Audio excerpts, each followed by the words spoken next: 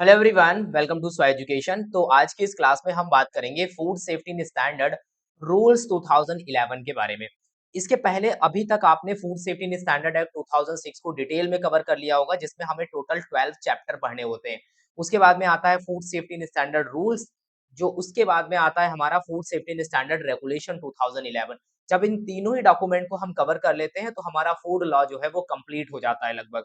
तो सबसे पहले अगर आपने फूड सेफ्टी इन स्टैंडर्ड 2006 को पढ़ लिया है, तभी आपको food safety in standard rules 2011 समझ में आएगा। और इसके बाद में आता है हमारा रेगुलेशन 2011, जिसमें नंबर ऑफ रेगुलेशन है। आप फूड सेफ्टी ऑफिसर में किसी भी एग्जाम की प्रिपरेशन कर रहे हो, चाहे वो झारखंड पब्लिक सर्विस कमीशन हो, चाहे वो सेंट्रल बोर्ड में या फिर महाराष्ट्र कोई भी एग्जाम हो, आपके लिए ये चीजें इंपॉर्टेंट हो जाती हैं, क्योंकि फूड लॉ हमारे लिए एकदम बेसिक रिक्वायरमेंट है फूड सेफ्टी ऑफिसर बनने के लिए। तो यहाँ पर आज की इस क्लास में देखो हम डिटेल में सारी चीज़ों को पढ़ेंगे। एक क्लास में पॉसिबल नहीं है रूल्स को खत्म कर पाना। इसमें टोटल 5 क्लासेस तक लगेंगी। ये क्लास नंबर 1 है। इसमें आपको ये समझ में आएगा कि एक्चुअल में जो रूल है वो है क्या? और रूल्स के बारे में अगर हम बात करें तो इसको क्यों लाया गया, और इसको लेकर के थोड़ा-सा हम ये समझेंगे कि इसमें कैसे-कैसे प्रोविजंस दिए गए हैं। स्पेशली इसमें जो बात करी गई है एनफोर्समेंट को लेकर के बात करी गई है। जब इसका आप चैप्टर नंबर 1 पढ़ोगे, तो थोड़ा-सा बेसिक समझोगे, उसके बाद में जब चैप्टर नंबर 2 में जाओगे, तो आपको वहाँ पर एनफोर्समेंट स्ट्रक्चर के बारे में पढ़ना है, और आपको वहाँ पर कुछ प्रोसीजर्स के बारे में पढ़ने को मिलेगा, जो एक्चुअल में गवर्नमेंट के एम्प्लॉइज़ यूज़ करते हैं, ठीक है? तो ये सारी चीज़ें आपको पढ़नी है, तो इस क्लास को आप डिटेल में समझना।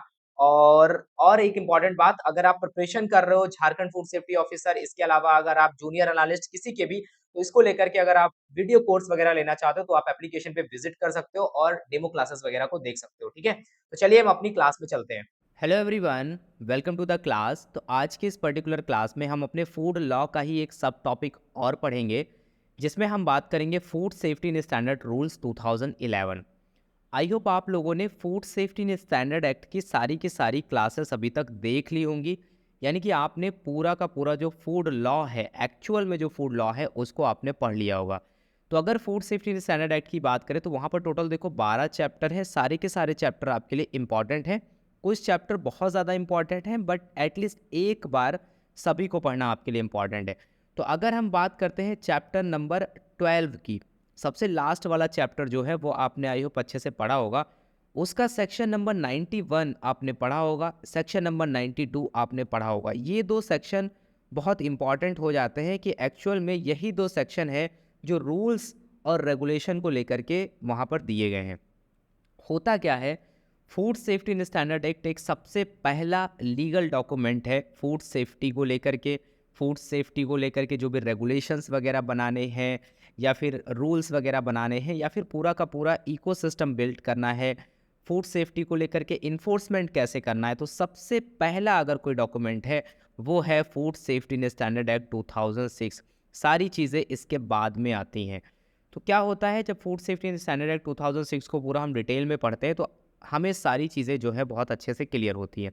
तो सारी क्लासेस को हम पढ़ा चुके हैं ऑलरेडी। आपने नहीं देखा है तो उनको आप पहले देख लो, उसके बाद आप रूल पे आओ, ठीक है? तो सेक्शन नंबर 91 जो है food safety and standard act 2006 का, हमारी गवर्नमेंट को, स्पेशली सेंट्रल गवर्नमेंट को ये एम्पावर करता है कि आप अपने अकॉर्डिंग रूल्स बना सकते हो। जैसे कि अगर हम देखें कि क्या होगा कि गवर्नमेंट जो है, सेंट्रल गवर्नमेंट भी आगे जब काम करेगी तो अपने अकॉर्डिंग उसको काम करने के लिए सारी चीज़ों को एक तरीके से चलाने के लिए, रेगुलेट करने के लिए उसके लिए उसको कुछ ना कुछ नियम बनाने पड़ेंगे। वो नियम बनाने का जो पावर है, रूल्स बनाने की जो पावर्स है, वो कहाँ से आती है? वो सेक्शन नंबर 91 से आती है, food safety and standard act 2006 के।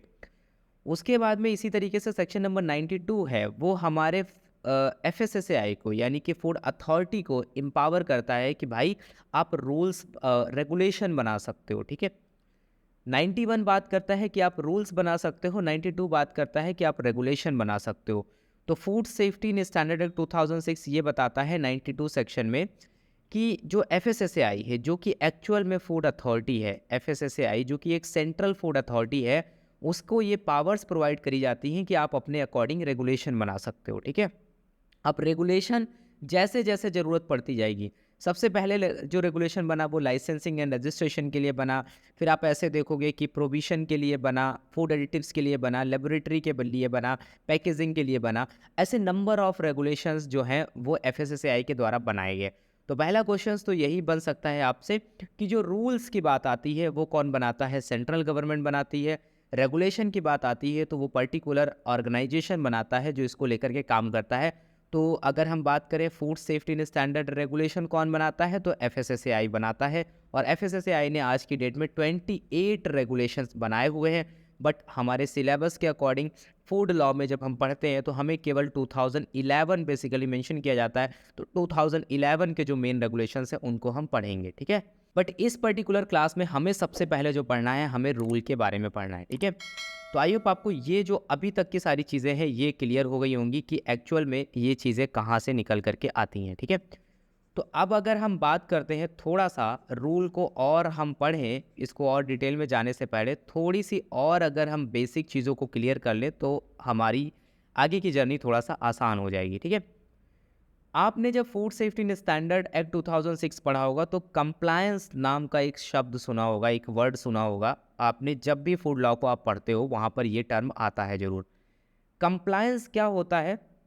इसको अगर हम देखें तो कंप्लायंस एक छोटा सा वर्ड लेकिन काफ़ी सारी चीज़ों को कवर करता है, बहुत सारी चीज़ें इसमें इंक्लूडेड होती हैं। कंप्लायंस की बात करें तो अगर रेगुलेशन है तो वो भी कंप्लायंस का पार्ट है, पॉलिसीज़ भी कंप्लायंस का पार्ट है, लॉ भी कंप्लायंस का पार्ट है, रिक्वायरमेंट भी कंप्लायंस का पार्ट है, रूल्स स्टैंडर्ड ये सभी कंप्लायंस का पार्ट है। सपोज दैट कोई फूड बिजनेस ऑपरेटर अगर कोई अपना बिजनेस करता है और जो रेगुलेशंस में जो भी प्रोविजंस लिखे गए हैं अगर वो इनको इम्प्लीमेंट नहीं करता है तो हम ये कह सकते हैं कि उसने प्रॉपर जो कंप्लायंस है उनको नहीं कराया है। गवर्नमेंट ने जो पॉलिसीज़ बनाई हैं अगर वो उन पॉलिसीज़ को इम्प्लीमेंट नहीं करता है फूड की मैन्युफैक्चरिंग करने में, स्टोरेज करने में, कुछ भी करने में, तो हम ये कह सकते हैं कि ये इसने कंप्लायंस नहीं कराए हैं। लॉ के अंदर specially food safety and standard act 2006 के अंदर में जो भी प्रोविजंस लिखे गए हैं अगर उनको फॉलो नहीं करता है तो हम ये कह सकते हैं कि ये कंप्लायंस नहीं किए गए हैं। रिक्वायरमेंट की बात करें तो कुछ प्रॉपर हाइजीन की रिक्वायरमेंट होती है। अगर उन हाइजीन को मेंटेन नहीं किया गया है फूड की मैन्युफैक्चरिंग में या फिर उसकी स्टोरेज में तो हम ये कह सकते हैं कि यहाँ पर प्रॉपर कंप्लायंस नहीं है। सेम यही चीज़ रूल्स में आती है। अगर स्टैंडर्ड्स जो हमारी गवर्नमेंट ने बनाए हैं पर्टिकुलर आर्टिकल ऑफ फूड के लिए अगर वो उन स्टैंडर्ड्स को फॉलो नहीं किया गया है फूड को बनाने में किसी भी फूड बिजनेस ऑपरेटर के द्वारा तो हम ये कह सकते हैं कि ये सारी की सारी चीज़ें जो हैं वो कंप्लायंस के अकॉर्डिंग नहीं हैं या फिर हम कह सकते हैं कि कंप्लायंस नहीं किए गए हैं। अगर कंप्लायंस नहीं किए गए हैं तो फूड बिजनेस ऑपरेटर के ऊपर पेनाल्टी इंपोज करी जा सकती है फूड सेफ्टी ऑफिसर या फिर डेजिग्नेटेड ऑफिसर या फिर कमिश्नर ऑफ फूड सेफ्टी के द्वारा, ठीक है। तो यहाँ पर कंप्लायंस कराना बहुत ज़रूरी होता है किसी भी फूड बिजनेस ऑपरेटर को। तो इस पर्टिकुलर अगर हम रूल की बात करें, देखो सबसे पहले आपने जब food safety and standard act पढ़ा, food safety and standard act, तो वहाँ पर भी सेफ्टी और स्टैंडर्ड ये दो वर्ड आए। आज आप पढ़ोगे फूड रूल्स के बारे में जब पढ़ोगे food safety and standard rule, यहाँ पर भी सेफ्टी और स्टैंडर्ड्स की बात हो रही है। आगे जा कर के जब आप पढ़ोगे food safety and standard regulation 2011 तो रेगुलेशन में भी बात हो रही है सेफ्टी और स्टैंडर्ड्स की। तो ये जो डबल एस है सेफ्टी एंड स्टैंडर्ड्स बहुत इंपॉर्टेंट है। अगर हम बात करते हैं जब हम इंडिपेंडेंट हुए तो उस टाइम पे सबसे पहला जो हमारा एक सबसे एक्टिव जो एक लॉ था वो था बीएफए जो था prevention of food adulteration act.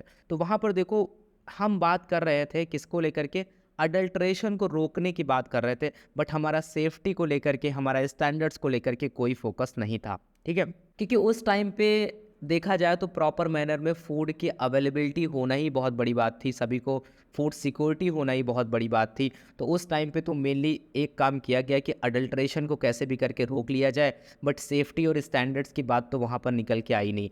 Safety और स्टैंडर्ड्स का जो कॉन्सेप्ट है वो थोड़ा बाद में आया। स्पेशली स्टैंडर्ड्स का कॉन्सेप्ट तभी आया जब 1962 से काम स्टार्ट होता है कोडेक्स एलिमेंटेरियस का बनने का। और उसके बाद में 1963 में जब कोडेक्स एलिमेंटेरियस कमीशन पूरी तरीके से बन के तैयार हो जाता है तब क्या होता है, तब ये होता है कि 1964 में इंडिया जो है वो कोडेक्स का मेंबर बनता है। उसके बाद में इंडिया सोचता है क्यों ना हमें भी इंटरनेशनल स्टैंडर्ड्स को फॉलो करना चाहिए। अगर हम इंटरनेशनल स्टैंडर्ड्स को फॉलो करेंगे तो हम अपनी फूड क्वालिटी को और उसके स्टैंडर्ड्स को और बेटर बना पाएंगे। तो इसको लेकर के सारी चर्चाएं हुई और सोचा गया इस बारे में, तो फाइनली 2006 में हमने एक नया लॉ लाए, food safety and standard act 2006। Food safety and standard act 2006 आया। उसके बाद में 2008 में हमने एक ऑर्गेनाइजेशन को सेटअप किया जिसका नाम है एफएसएसएआई। एफएसएसएआई 2008 में बन के तैयार हुआ। फिर हमें और ज़रूरत महसूस हुई, 2011 में हमने रूल्स एंड रेगुलेशन बनाए।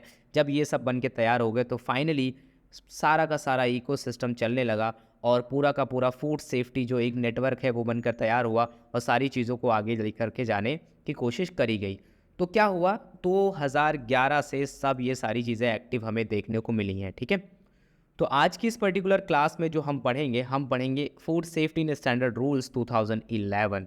अब food safety and standard rules 2011 को अगर हम पढ़ें तो यहाँ पर हमें क्या ध्यान रखना है, सबसे पहले इस चैप्टर को हम क्या करेंगे, थोड़ा सा कैटेगराइज करेंगे कि इसमें किस तरीके से इस पूरे चैप्टर को डिवाइड किया गया है, वो हमारे लिए बहुत ज़्यादा इम्पॉर्टेंट हो जाता है, ठीक है।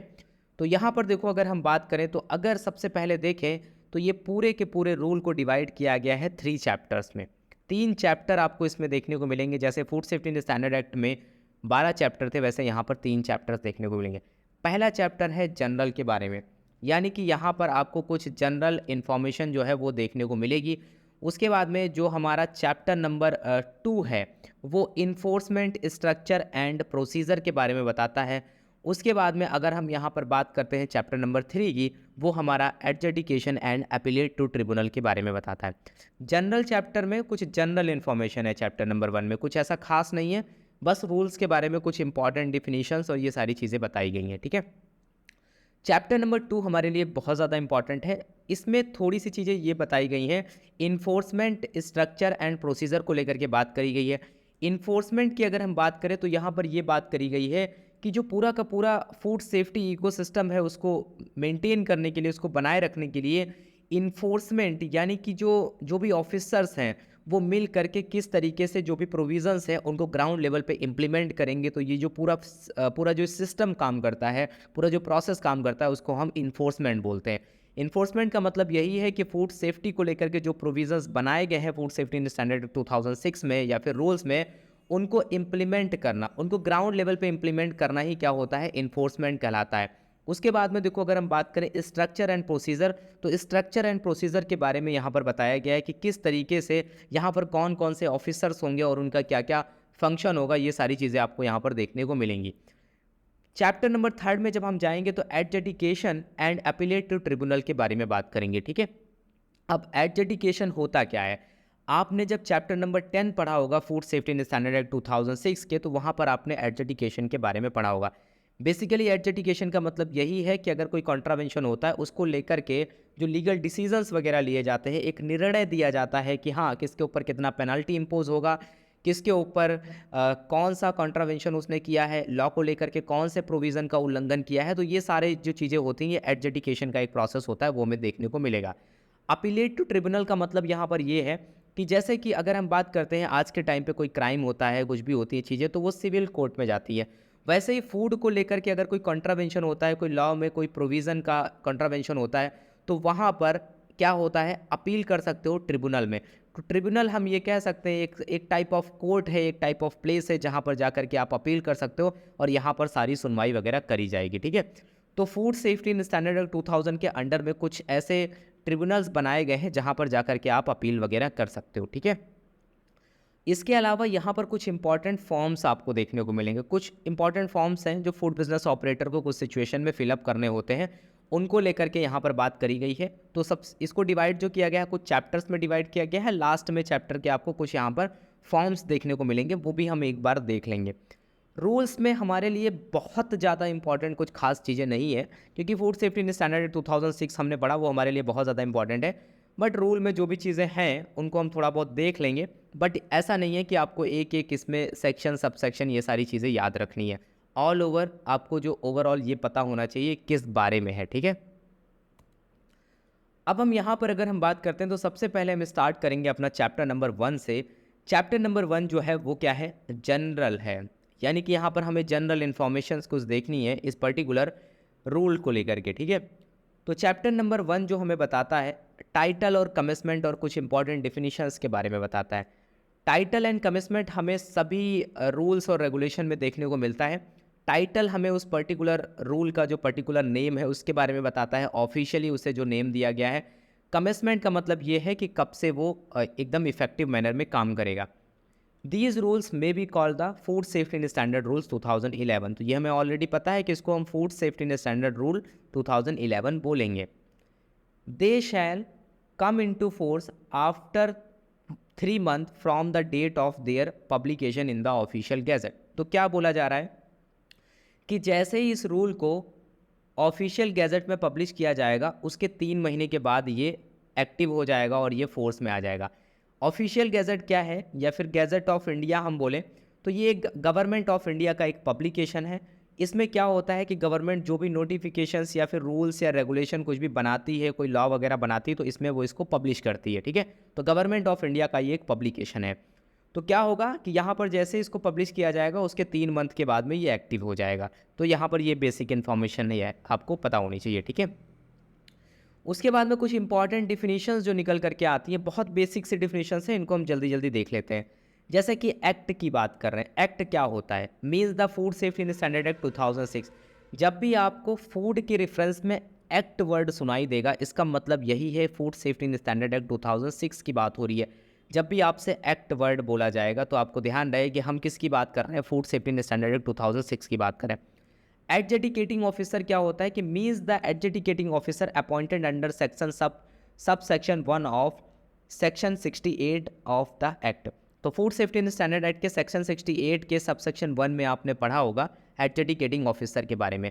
अब एडजुडिकेटिंग ऑफिसर वो ऑफिसर होता है, जब हम कहते हैं कि जब आप कोई क्राइम वगैरह कोई करता है, कोई फूड बिजनेस ऑपरेटर कोई भी कॉन्ट्रवेंशन करता है, तो बात जो है जब कोर्ट में पहुंचती है, अपीलेट ट्रिब्यूनल में जब बात पहुंचती है, तो अपीलेट ट्रिब्यूनल में जो कैंडिडेट डिसीजन लेता है, जो ऑफिसर डिसीजन लेता है, कि वो बताता है कि हाँ एक्चुअल में आपने लॉ के इस प्रोविज़न का कॉन्ट्रावेंशन किया है, इस सेक्शन का कॉन्ट्रावेंशन किया है, तो ये सारी चीज़ें, आपने कौन सा क्राइम किया है, उसके ऊपर कितना पेनाल्टी इम्पोज किया जाएगा, अगर उसको सज़ा होनी है, इम्प्रिजनमेंट होना है तो कितने साल का होना है, ये सब कौन डिसाइड करता है? एडजुडिकेटिंग ऑफिसर डिसाइड करता है। ठीक है, एडवोकेट क्या होता है? Means a person who is entitled to practise the profession of law under advocate act. तो एडवोकेट एक्ट के अंदर में कोई भी पर्सन अगर प्रैक्टिस कर रहा है, किसको? लॉ की प्रैक्टिस अगर कर रहा है, प्रोफेशन ऑफ लॉ कर रहा है, तो वहाँ पर उसको हम एडवोकेट बोलेंगे।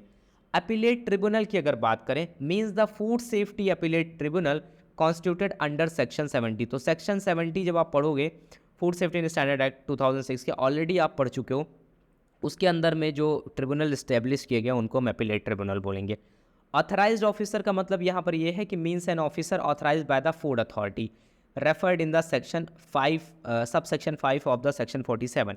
तो यहाँ पर सेक्शन 47 जब आप पढ़ोगे तो वहाँ पर आपको समझ में आएगा फूड अथॉरिटी, यानी कि FSSAI किसी को भी एज आ ऑथराइज्ड ऑफिसर ऑथराइज कर सकती है। किसी भी ऑफिसर को अगर फूड अथॉरिटी ऑथराइज कर रही है तो हम उसको ऑथराइज्ड ऑफिसर बोलेंगे।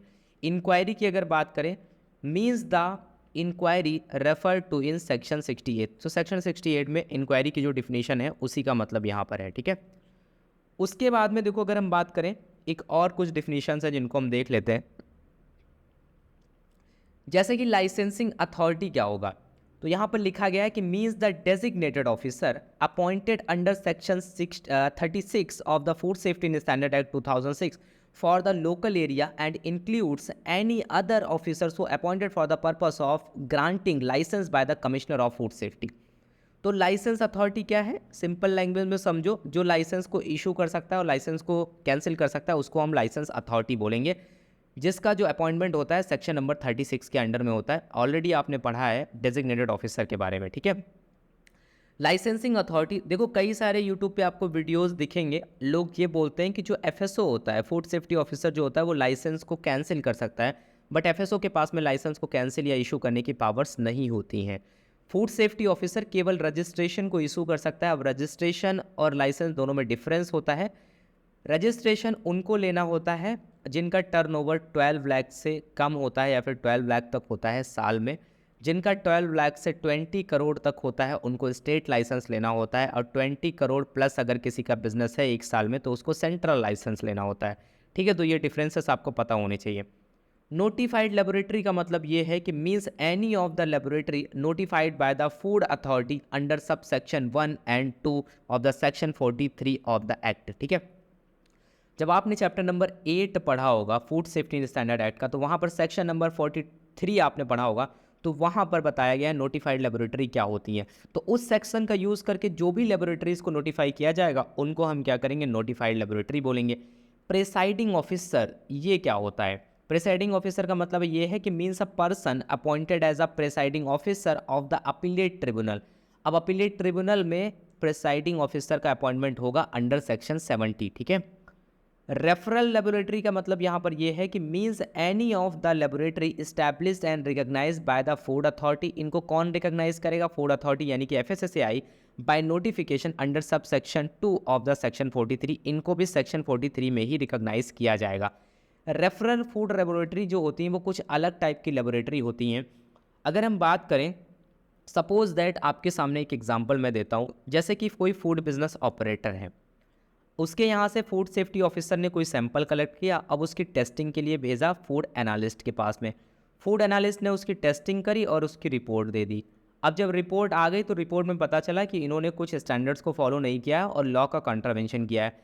बट फूड बिजनेस ऑपरेटर बोलता है नहीं भाई, मेरा जो सैंपल है फूड है वो क्वालिटी अच्छी है, मुझे भरोसा नहीं है रिपोर्ट पे। तो उस केस में क्या होगा कि डेजिग्नेटेड ऑफिसर ये कर सकता है कि उस सेम सैंपल को दोबारा से टेस्टिंग के लिए भेज सकता है, बट वो कहाँ पर भेजेगा? रेफरल फूड लेबोरेटरी में भेजेगा। तो आज के टाइम पे, प्रेजेंट टाइम पे हमारे सामने, हमारे पास में 20 रेफरल फूड लेबोरेटरी हैं। इनको हम पढ़ेंगे जब हम फूड उसको लेकर के फूड लेबोरेटरी का एक पूरा इकोसिस्टम समझेंगे, तब वहाँ पर हम एक एक लेबोरेटरी के बारे में पढ़ेंगे। ठीक है, रजिस्ट्रार क्या होगा? Means the registrar of the appellate tribunal. जो अपीलेट ट्रिब्यूनल मैंने बताया एक कोर्ट होता है, एक प्लेस होती है जहाँ पर ये सारे डिसीजंस वगैरह लिए जाते हैं। And includes an officer of such appellate tribunal who is authorise by the presiding officer. तो प्रिसाइडिंग ऑफिसर के बारे में ऊपर पढ़ा, ये रहा। अब प्रिसाइडिंग ऑफिसर अपॉइंट करेगा किसको? रजिस्ट्रार को। तो ध्यान रहे, क्वेश्चन अगर पूछ लिया जाए कि प्रिसाइडिंग ऑफिसर जो है या फिर रजिस्ट्रार जो है उसका अपॉइंटमेंट कौन करता है? कौन करता है? प्रिसाइडिंग ऑफिसर करता है। फूड सेफ्टी ऑफिसर का अपॉइंटमेंट कौन करता है? कमिश्नर ऑफ फूड सेफ्टी करता है। डेजिग्नेटेड ऑफिसर का अपॉइंटमेंट कौन करता है? कमिश्नर ऑफ फूड सेफ्टी करता है। ठीक है, तो ये बातें आपको पता होनी चाहिए। फिर अगर हम बात करते हैं रजिस्ट्री की, क्या होता है? Means the registry of the appellate tribunal. Appellate tribunal में जो भी रजिस्ट्री होती है उसकी बात कर रहे हैं। रूल्स की अगर हम बात करें, इन रेफरेंस टू फूड अगर बात करें तो means the food safety in standard rules 2011 की बात हो रही है। ठीक है, तो यहाँ पर कुछ इंपॉर्टेंट डिफिनेशंस थी जो आपने समझ ली। आई होप आपको चैप्टर नंबर 1 जो है वो पूरा क्लियर हो गया होगा। अब हम चैप्टर नंबर 2 पे मूव करेंगे। चैप्टर नंबर 2 पे जब हम मूव करेंगे तो यहाँ पर हमें कुछ चीज़ें देखनी है। अब हमें क्या देखना है? वन बाय वन करके हम एक एक चीज़ को कवर करते हैं चैप्टर नंबर 2 में। चैप्टर नंबर 2 बोलता है इन्फोर्समेंट स्ट्रक्चर एंड प्रोसीजर्स के बारे में। इन्फोर्समेंट यानी कि जो भी प्रोविजंस लिखे गए हैं उनको इम्प्लीमेंट करने के लिए पूरा एक सिस्टम होता है जिसमें कई सारे उस ऑफिसर्स होते हैं उस सिस्टम में, जैसे कि फूड सेफ्टी ऑफिसर एफएसओ, जैसे कि डेजिग्नेटेड ऑफिसर यानी कि डीओ, और commissioner of food safety, commissioner of food safety. तो क्या होता है, ये सभी लोग मिल करके एक इकोसिस्टम का पार्ट होते हैं जो इस इन्फोर्समेंट का काम पूरा करते हैं। तो इन्फोर्समेंट का मतलब यही है कि जो भी प्रोविजंस बनाए गए हैं फूड लॉ को लेकर के, जो सेक्शंस में जो इंपॉर्टेंट प्रोविजंस लिखे हैं उनको ग्राउंड लेवल पे इम्प्लीमेंट करना, यही होता है इन्फोर्समेंट। इन्फोर्समेंट स्ट्रक्चर यानी कि पूरा का पूरा जो एक पूरा सिस्टम है उसको हम इन्फोर्समेंट स्ट्रक्चर बोलते हैं। उस स्ट्रक्चर में ये सब ऑफिसर्स हमें देखने को मिलते हैं, यही एक्चुअल में किसी स्ट्रक्चर को बनाते हैं, जैसे कि food safety officer, designated officer, commissioner of food safety. इसके अलावा एक और बहुत इंपॉर्टेंट कैंडिडेट यहाँ पर होता है जो कि होता है फूड एनालिस्ट। तो फूड एनालिस्ट डायरेक्टली एडमिनिस्ट्रेशन में तो इन्वॉल्व नहीं होता है, बट इन सभी के साथ में मिल करके एक बहुत इंपॉर्टेंट रोल प्ले करता है, क्योंकि जब तक ये अपनी टेस्टिंग रिपोर्ट नहीं देगा तब तक ये लोग कोई एक्शन नहीं ले पाएंगे। तो ये एक बहुत इंपॉर्टेंट है फूड एनालिस्ट। ठीक है, प्रोसीजर्स वो भी हम देखेंगे। तो इस पर्टिकुलर चैप्टर में देखो हम सबसे इंपॉर्टेंट चीज़ें देखेंगे क्या, हम यहाँ पर ये देखेंगे कि food safety officer, designated officer, commissioner of food safety और फूड एनालिस्ट एक्चुअल में इनका अपॉइंटमेंट कैसे होता है। ठीक है, इनका अपॉइंटमेंट कैसे होता है, इनकी ड्यूटीज़ क्या होती हैं और इनके फंक्शंस क्या क्या होते हैं। तो ये कुछ बातें जो हैं जो हमें मेजर फोकस रखना है इस पर्टिकुलर चैप्टर में।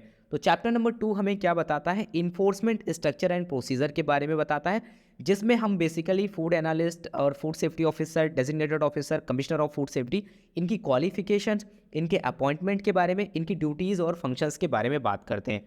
इनके बारे में ऑलरेडी हमने food safety in standard act 2006 में पढ़ा है, बट हमारे सिलेबस में रूल्स है तो हम रूल्स में देख लेते हैं कि क्या कुछ इसमें नया है या फिर नहीं है। ठीक है, तो देखो चैप्टर नंबर 2 आ जाता है हमारे सामने, इन्फोर्समेंट स्ट्रक्चर एंड प्रोसीजर।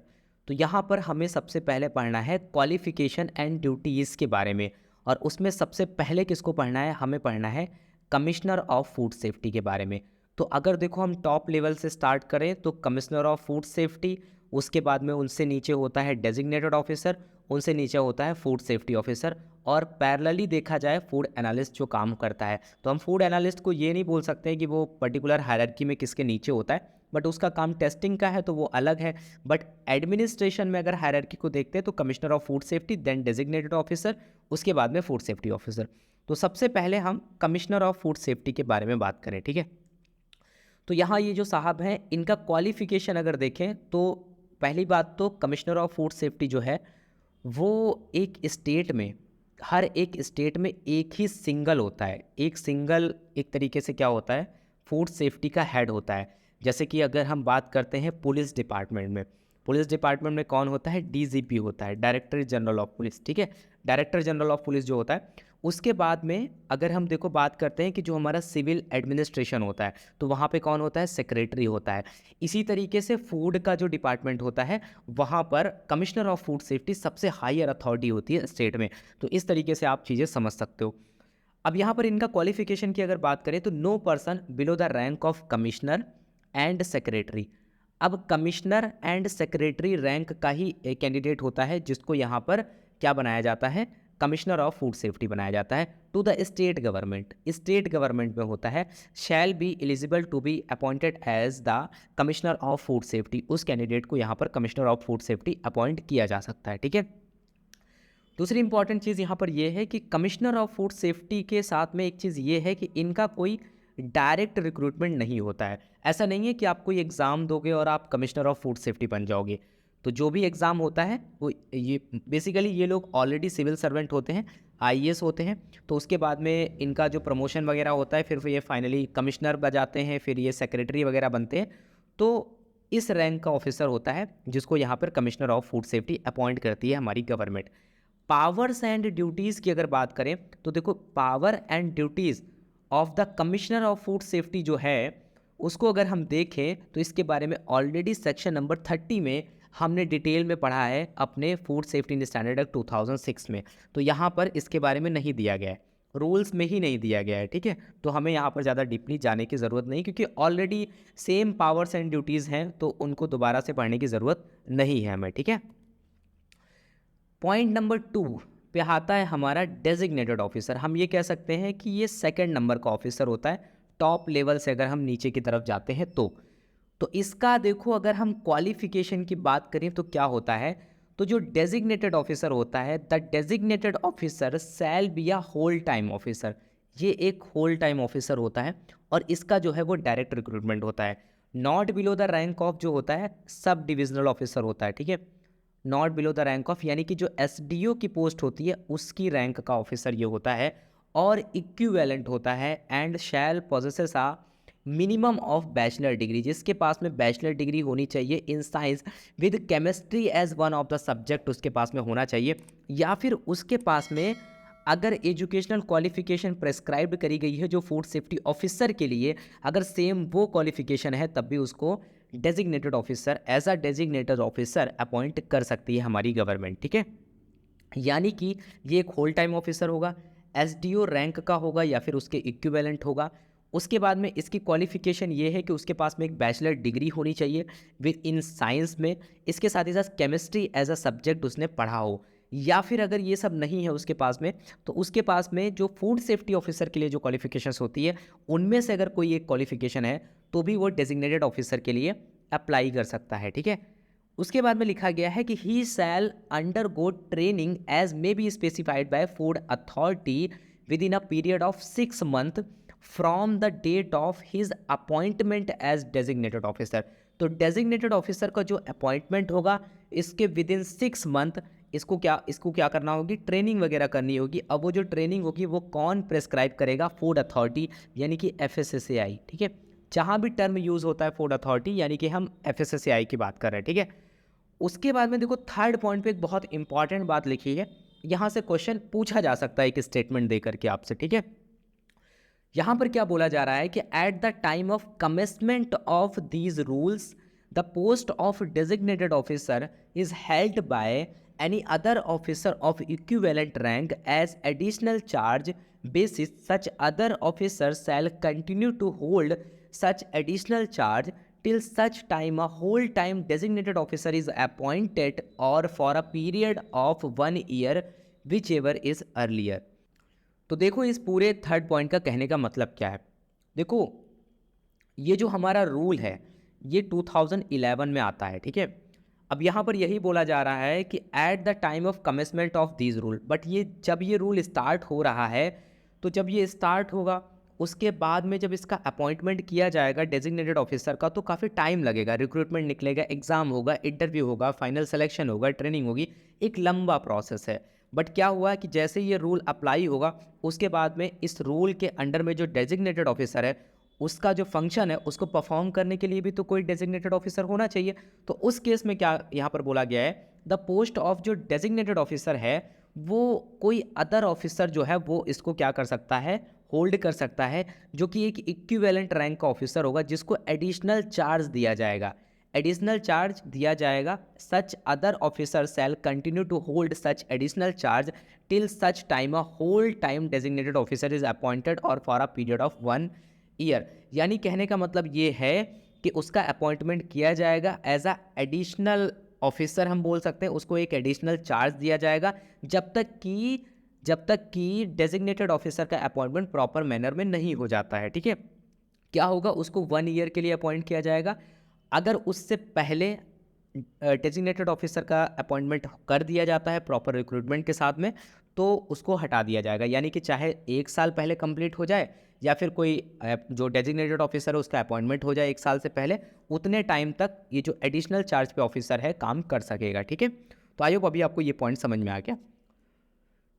उसके बाद में यहाँ पर आती हैं पावर्स एंड ड्यूटीज़ के बारे में बात करते हैं। ठीक है, अब यहाँ पर देखो अगर हम बात करें तो already the power and duties of the designated officer shall be as mentioned in section number 36 of food safety in standard act 2006। ठीक है, अब यहाँ पर अगर हम बात करें तो already food safety in standard 2006 में सेक्शन नंबर 36 में ऑलरेडी इनकी पावर्स एंड ड्यूटीज़ के बारे में बताया जा चुका है। ठीक है, बट इसके अलावा थोड़ा सा और हम यहाँ पर देख लेते हैं।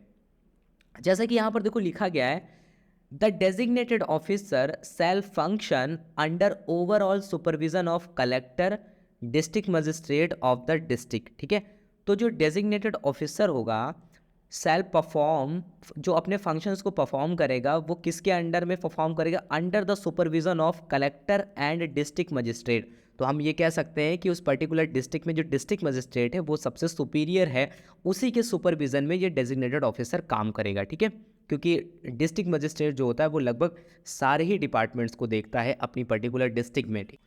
उसके बाद में देखो यहाँ पर अगर हम बात करते हैं designated officer shall in addition to the power specified in section number 36।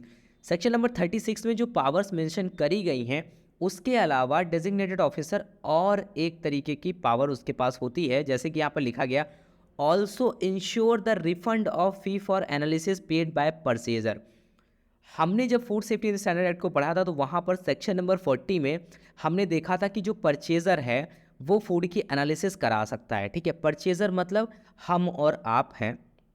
हम और आप किसी भी फूड की शॉप पे जाते हैं और वहाँ से एक सैंपल या फिर आर्टिकल ऑफ फूड को परचेज़ करते हैं और उसके बाद में उसकी टेस्टिंग के लिए भेज देते हैं। तो हम ये कह सकते हैं कि परचेज़र भी क्या करा सकता है, फूड की टेस्टिंग और एनालिसिस करा सकता है। तो उस केस में क्या होगा, जब रिपोर्ट वगैरह आ जाएगी फूड एनालिस्ट के द्वारा तो वहाँ पर जो डेजिग्नेटेड ऑफिसर होगा उसको ये इंश्योर करना होगा कि जो परचेज़र है उसको फ़ीस वगैरह रिफ़ंड कर दी जाए, जो भी फ़ीस उसने टेस्टिंग और एनालिसिस के लिए पे करी है। Ensure the refund of fee for analysis, और इसके साथ ही साथ जो कॉस्ट उसने पे करी थी सैंपल को परचेज़ करने में, वो भी रिफ़ंड कर दी जाए, ठीक है।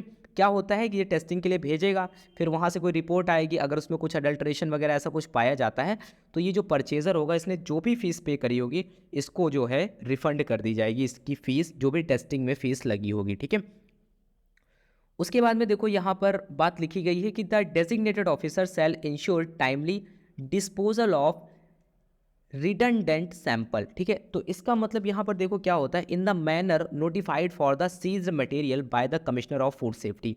तो क्या होता है कि बहुत सारे मटेरियल को देखो यहाँ पर सीज किया जाता है, आर्टिकल ऑफ फूड को सीज किया जाता है, बट क्या होता है उसको टाइमली हमें डिस्पोज करना होता है। ऐसा नहीं है कि उसको हमने सीज कर दिया और वो कस्टडी में है, बहुत टाइम तक हम उसको रखे हुए हैं, तो हमें देखना पड़ता है कि अब इसका कोई वैल्यू नहीं है, अब इसको लेकर के जो भी चीज़ें होनी थी वो हो गई हैं, तो उसको क्या करना होता है, टाइमली उसको डिस्पोज करना होता है, ख़त्म कर देना होता है, हटा देना होता है। तो ये सब काम किसको करना होता है, डेजिग्नेटेड ऑफिसर को करना होता है।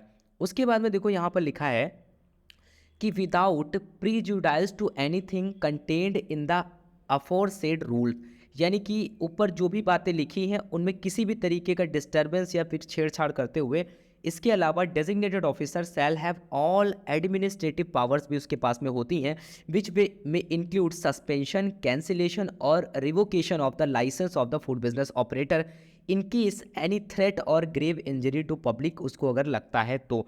अगर फूड एनालिस्ट की रिपोर्ट आती है, सपोज दैट फूड एनालिस्ट की रिपोर्ट आती है, उस केस में डेजिग्नेटेड ऑफिसर के पास में यहाँ पर कुछ एडमिनिस्ट्रेटिव पावर्स भी हैं, जैसे कि suspension, cancellation and revocation of the licence, यानी कि वो लाइसेंस को कैंसिल कर सकता है या फिर सस्पेंड कर सकता है कुछ टाइम के लिए। कौन? Designated officer. किसका लाइसेंस? फूड बिजनेस ऑपरेटर का, ठीक है। अगर उसको कुछ ऐसा थ्रेट देखने को मिलता है, ग्रेव इंजरी देखने को मिलती है पब्लिक को लेकर के, तो has been notice in the report of the food analyst, तो फूड एनालिस्ट की जो रिपोर्ट आती है उसमें अगर कुछ ऐसा वो देखता है तो उस केस में वो ये सारे एक्शन जो है वो ले सकता है, ठीक है। लेकिन उसके बाद में एक बात और लिखी है, provided that while taking the such administrative action the procedure described in the act and regulation shall be followed. तो जो डेजिग्नेटेड ऑफिसर है ना, डीओ, जब वो ऊपर की जो कंडीशन अगर होती है, तो अगर वो कोई भी एक्शन लेता है, कोई भी एडमिनिस्ट्रेटिव एक्शन लेता है, तो उसके लिए जो प्रोसीजर हमारी गवर्नमेंट ने बनाया है, रेगुलेशन में जो प्रोसीजर लिखा गया है या फिर एक्ट में जो प्रोसीजर लिखा गया, उसको फॉलो करना जरूरी है। ऐसा नहीं है डेजिग्नेटेड ऑफिसर अपनी मर्जी से किसी भी तरीके से एडमिनिस्ट्रेटिव एक्शन लेगा, तो एक प्रॉपर उसका प्रोसीजर है, उसको फॉलो किया जाएगा डेजिग्नेटेड ऑफिसर के द्वारा, ठीक है। तो आई होप अभी आपको ये चीज़ें समझ में आ गई होंगी। उसके बाद में देखो नेक्स्ट ऑफिसर आता है कौन? Food safety officer. तो टॉप लेवल से देखें तो ये थर्ड नंबर पे आता है। इसका अगर देखो क्वालिफिकेशन की बात करें तो यहाँ पर देखो बहुत इंपॉर्टेंट बात आपको ये समझनी है कि क्वालिफिकेशन को लेकर के बहुत सारे लोग जैसे फूड सेफ्टी ऑफिसर को लेकर के कंफ्यूज होते हैं कभी भी। आप भी उनको आंसर कर सकते हो इस चीज़ को लेकर के, कि वो कहते हैं कि जैसे बी फार्म हो गया या फिर होटल मैनेजमेंट हो गया, ऐसे नंबर ऑफ डिग्रीज हमें देखने को मिलती हैं, जूलॉजी हो गया, बॉटनी हो गया, क्या वो लोग एलिजिबल हैं इसके लिए? तो देखो उसके लिए वो लोग एलिजिबल नहीं होते हैं, क्योंकि यहाँ पर देखो प्रॉपरली मेंशन किया गया है कि food safety officer shall be a whole time officer and shall on the date on which he is so appointed possesses the following, क्योंकि उसके पास में ये सब फॉलोइंग डिग्रीज वगैरह इनमें से कोई होनी चाहिए। देखो यहाँ पर बहुत इंपॉर्टेंट डिग्री वगैरह मेंशन करी गई है, अगर किसी कैंडिडेट के पास में ये है तभी वो फूड सेफ्टी ऑफिसर के लिए अप्लाई कर सकता है, ठीक है। तो देखो यहाँ पर बहुत इंपॉर्टेंट बात, ये इतना बड़ा रूल है, रूल 2011, यहाँ पे भी ये क्वालिफिकेशन मेंशन करी गई है। तो किसी स्टेट के पास में ये अथॉरिटी नहीं है, यहाँ तक कि सेंट्रल गवर्नमेंट के पास में भी ये अथॉरिटी नहीं है कि वो इनको चेंज कर सके, ठीक है। इतनी आसानी से इन क्वालिफिकेशंस में कोई चेंजेस नहीं किए जा सकते हैं। तो ऐसा नहीं है कि आप किसी भी स्टेट में अप्लाई कर रहे हो तो वो स्टेट अपनी मनमानी की अपनी मन से अगर उसमें कुछ चेंजेस करना चाहे कि नहीं आप लोग भी अप्लाई कर सकते हो, वो कुछ एडिशनली ऐड कर दे या फिर इसमें से कोई डिग्री हटा दे, तो ऐसा किसी भी स्टेट के द्वारा नहीं किया जा सकता है, क्योंकि ये एक बहुत बहुत लीगल डॉक्यूमेंट है, ठीक है। तो यहाँ पर लिखा गया है कि जैसे degree in food technology, dairy technology, biotechnology, oil technology, agriculture science, veterinary science, biochemistry, microbiology, master degree, और इसके साथ ही साथ यहाँ पर मास्टर डिग्री इन केमिस्ट्री की बात हो रही है, बाकी सारे जो हैं वो ग्रेजुएशन डिग्री की बात हो रही है, but master degree in chemistry की बात हो रही है या फिर डिग्री इन मेडिसिन अगर आपके पास में, तो आप अप्लाई कर सकते हो। Food tech, dairy tech, biotech, oil tech, agriculture, veterinary science, biochemistry, microbiology, इन सभी में अगर आपके पास में ग्रेजुएशन है तो आप अप्लाई कर पाओगे।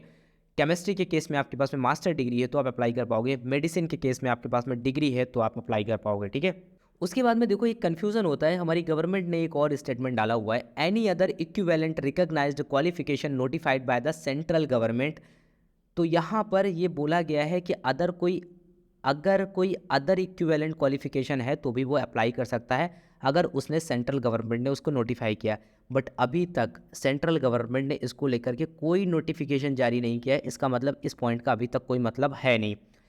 उसके बाद में has successfully completed training as prescribed by the food authority in a recognised institute और institution approved for the purpose. तो उसके बाद में क्या होगा कि फूड अथॉरिटी के द्वारा जो ट्रेनिंग वगैरह असाइन करी गई है, स्पेसिफाई करी गई है, उसको करना होगा। उसके बाद में इसको as a food safety officer appoint कर दिया जाएगा, ठीक है।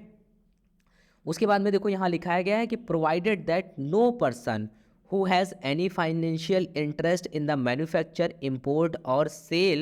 import or sale of any article of food shall be appointed to be a food safety officer under this rules। यानी कि जो फूड सेफ्टी ऑफिसर बनने के लिए अप्लाई कर रहा है उसके पास में कोई भी फाइनेंशियल इंटरेस्ट नहीं होना चाहिए फूड की मैन्युफैक्चरिंग को लेकर के, इंपोर्ट को लेकर के, sale of any article of food को लेकर के, ये सारी चीज़ें नहीं होनी चाहिए, तभी आप as a food safety officer apply कर सकते हो, ठीक है।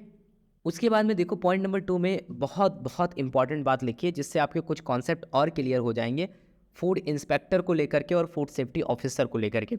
देखो क्या है, यहाँ लिखा गया है कि on the date of commencement of these rules a person who has already appointed as a food inspector under the provision of prevention of food adulteration act 1954 may perform the duties of the food safety officer if notified by the state or central government if the officer fulfills such other condition as may be prescribed for the post of the food safety officer by the state government।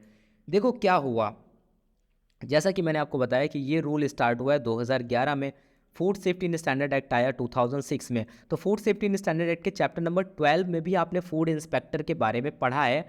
तो जो क्या होता था कि जब हम independent हुए 1954 के आसपास में आया हमारा, उस मतलब जब हम इंडिपेंडेंट हुए उसके बाद में 1954 में आया prevention of food adulteration act 1954 और 1955 में वो पूरी तरीके से इम्प्लीमेंट हुआ। तो क्या हुआ कि उस टाइम पे फूड की सेफ्टी और स्टैंडर्ड को लेकर के कोई ध्यान नहीं था, सिर्फ और सिर्फ फूड अडल्ट्रेशन की बात करी जा रही थी। तो उस पर्टिकुलर एक्ट के अंडर में कुछ ऑफिसर्स को अपॉइंट किया गया, उनको अपॉइंट किया गया as a food safety officer.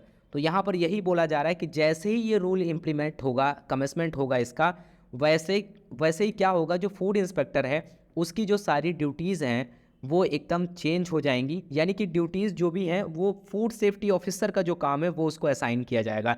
यानी कि अब वो फूड सेफ्टी ऑफिसर कहा जाएगा और उसको फूड सेफ्टी ऑफिसर ही बोला जाएगा स्टेट और सेंट्रल गवर्नमेंट में, ठीक है। यानी कि फूड इंस्पेक्टर अब हो जाता है क्या, फूड सेफ्टी ऑफिसर। तो हालांकि काम वही है बट पोस्ट का नेम बदल गया है। तो लॉ में अगर बदली है चीज़ें, तो अगर आप फूड सेफ्टी ऑफिसर बनना चाहते हो, इसकी तैयारी कर रहे हो, तो आपके पास में ये करेक्ट इन्फॉर्मेशन होनी चाहिए। आप ये नहीं बोल सकते हो कि मुझे फूड इंस्पेक्टर बनना है, आप बोलोगे कि हमें फूड सेफ्टी ऑफिसर बोलना है। और इंस्पेक्टर से अप लेवल की पोस्ट होती है हमेशा ऑफिसर रैंक, ठीक है। तो कभी भी इंस्पेक्टर प्रमोट होकर ऑफिसर ही बनता है, तो आपको डायरेक्टली एक ऑफिसर रैंक पे रखा जा रहा है, तो बहुत अच्छी चीज़ है। तो फूड सेफ्टी ऑफिसर है अब फूड इंस्पेक्टर नहीं है, ठीक है।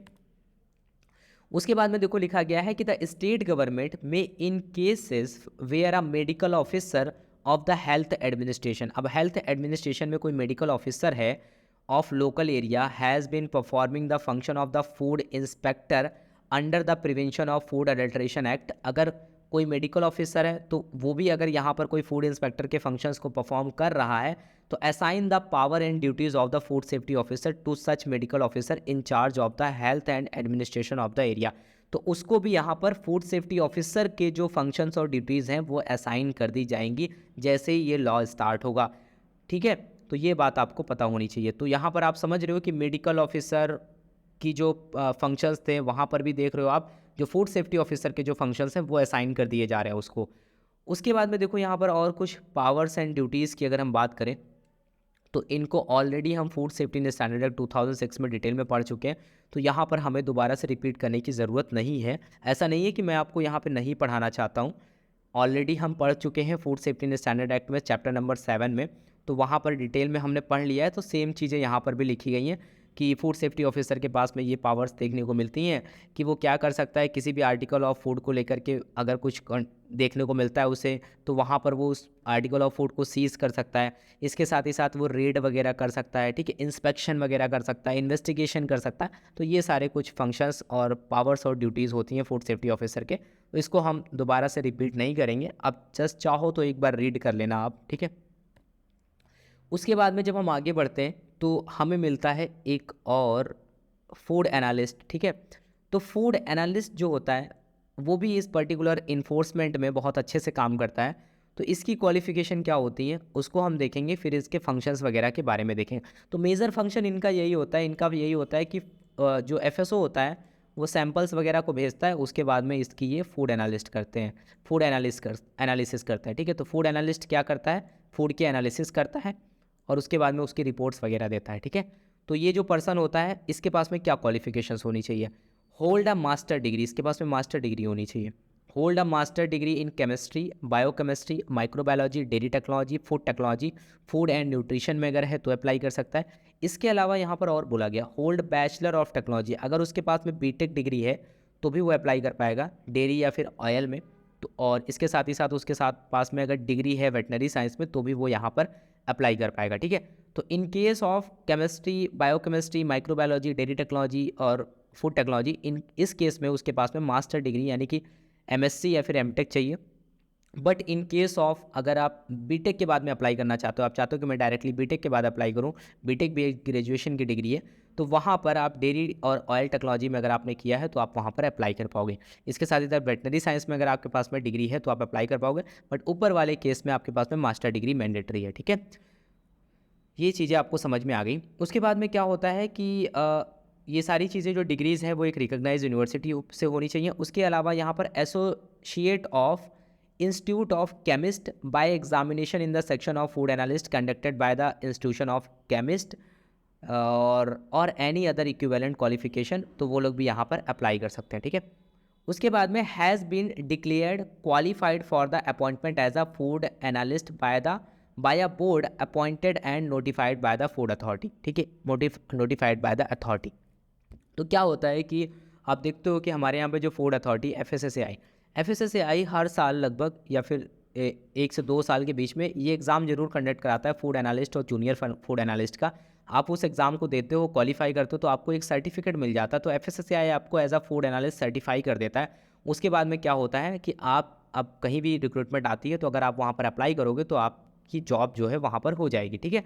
तो एक सर्टिफाई कौन करता है, फूड अथॉरिटी, यानी कि एफएसएसएआई आपको सर्टिफाई करता है एज अ फूड एनालिस्ट। उसके बाद में आप किसी भी पोस्ट के लिए अप्लाई कर सकते हो, अगर वहाँ पर रिक्रूटमेंट आती है आपको दोबारा से एग्जाम नहीं देना होता है, ठीक है।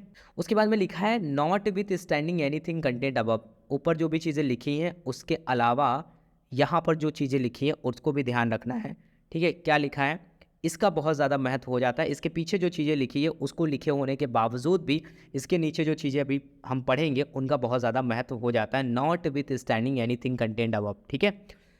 Any person who has been declared qualified for the appointment as a public analyst, एक नया टर्म आया आपके सामने, public analyst by the board constituted under prevention of food adulteration act 1954। क्या हुआ यहाँ पर भी देखो, prevention of food adulteration act के अंडर में जो अपॉइंटमेंट हुआ था वो हुआ था एज अ पब्लिक एनालिस्ट। अब जैसे ही ये लॉ एप्लीकेबल होता है, रूल एप्लीकेबल होता है, तो क्या होगा कि ये जो पब्लिक एनालिस्ट है, पब्लिक एनालिस्ट अब हो जाएगा फूड एनालिस्ट, ठीक है।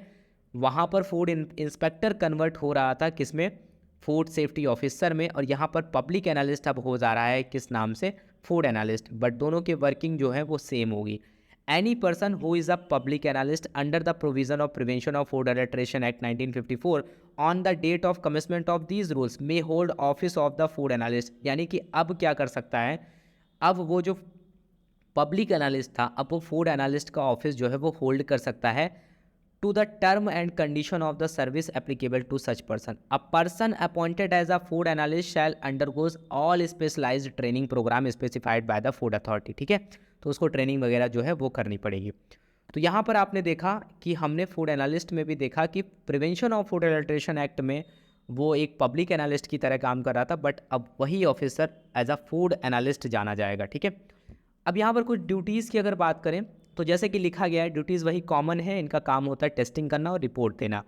The food analyst shall analyse और cause to be analysed the article of food sent to him for analysis.